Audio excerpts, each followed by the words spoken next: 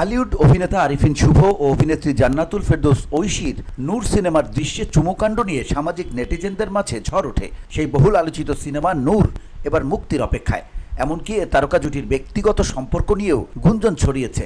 পরিচালক রায়হান রাফি নির্মিত প্রেমের গল্পটি প্রেক্ষাগৃহে নয়, সরাসরি মুক্তি পাচ্ছে ওটিটি প্ল্যাটফর্মে।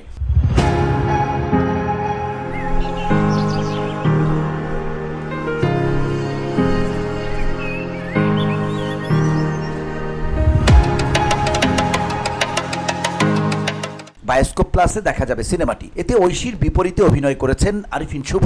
এর আগে আরও দুটি সিনেমায় অভিনয় করেন এ তারকা জুটি।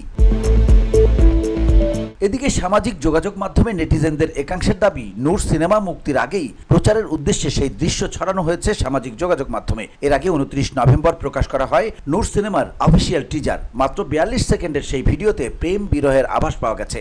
আর মুক্তির আগেই ভাইরাল হয় টিজারের একটি চুমুর দৃশ্য, জানিয়ে সামাজিক যোগাযোগ মাধ্যমে নেটিজেনদের মাঝে শুরু হয় ব্যাপক আলোচনা সমালোচনা।